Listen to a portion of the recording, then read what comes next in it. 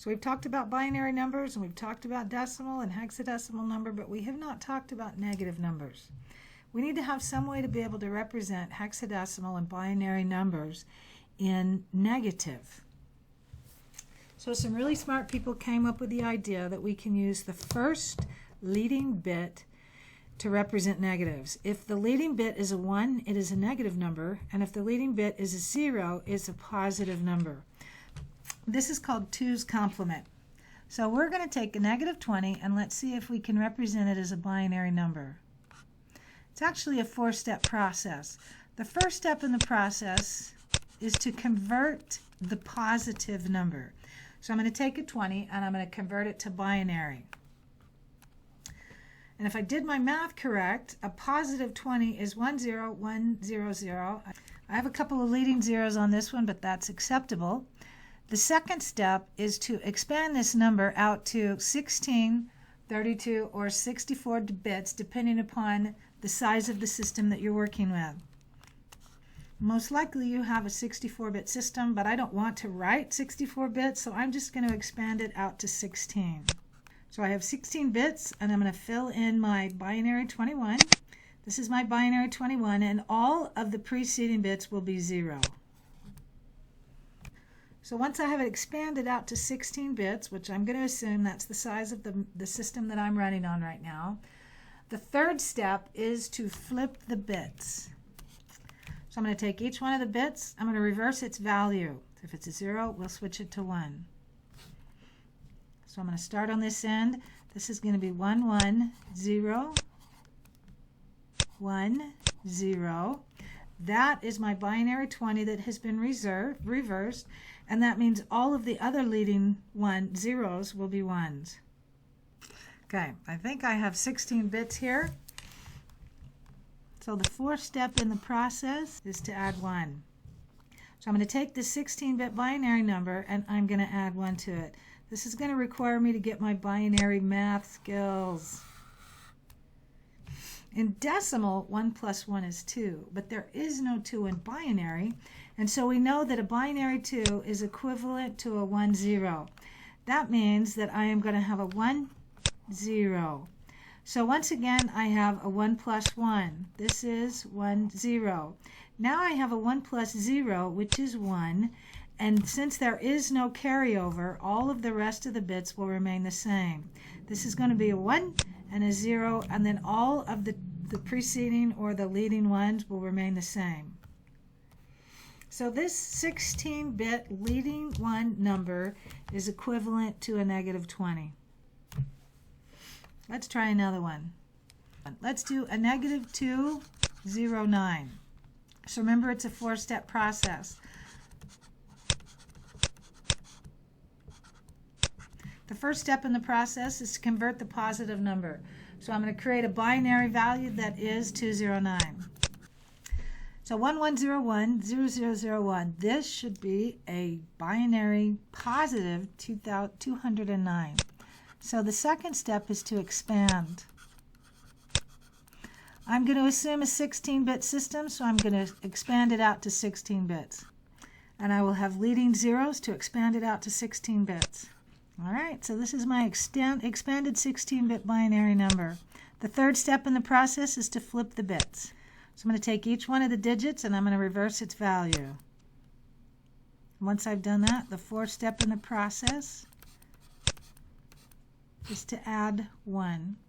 This one is going to be a lot easier to add because 0 plus 1 is 1, and since there is no carryover now, all of the remaining bits will just remain the same.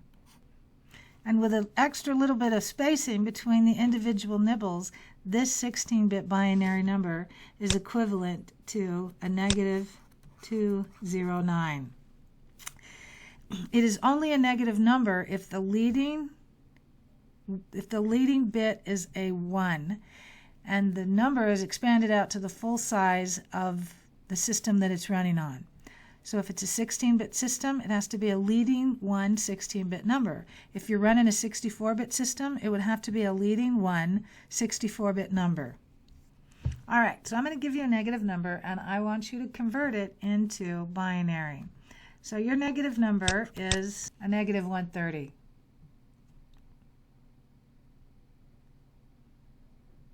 So if you got this 16-bit binary number with the leading ones, then you got the right answer. This is an equivalent to, or this is a representation of a negative 130 in a binary system.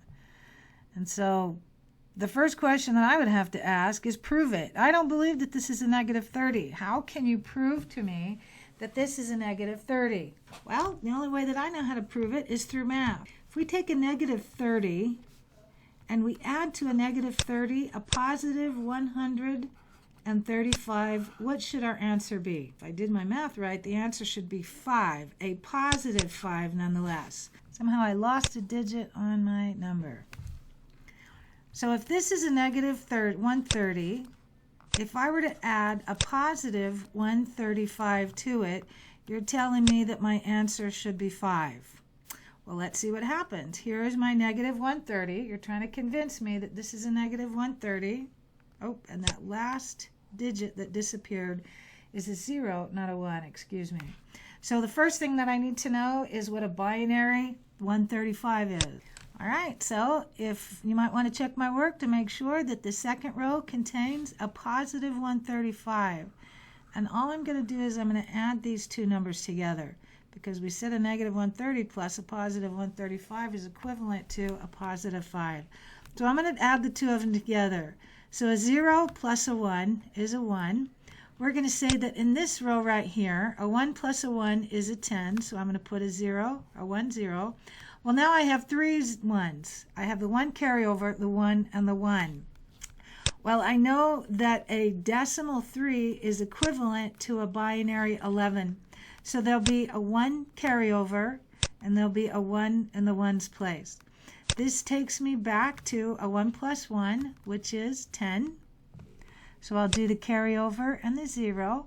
I have a 1 plus 1, which is 10, so I'll do the carryover and the 0. Once again, I have a 1 plus 1, which is 10. And then I have the 1 plus 1, which is 10. And then the 1 plus 1, which is 10. So as you can see, the rest of these are going to carry over that 1 and give me the 1, 0. When I get to the very left-hand side, this carryover 1 is actually just going to drop off, because remember, we're in a 16-bit system. There cannot be 17 bits. So we're just going to lose that 1 carryover, and then I have this final number. It is going to have 12 leading zeros, 0, 1, 0, 1. So the question is, what is this number? Well, I'm pretty sure that if that is 1, 2, 4, and 8, and the rest of them are zeros, that this is going to give me a 4 plus a 1, which is indeed a 5. That would tell me that this original number that you came up with for a negative 130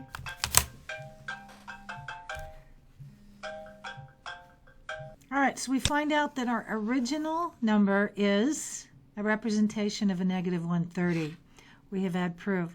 Now, I am going to stress the fact that negative numbers have to be leading 1 expanded to the maximum width of the system that you're currently running.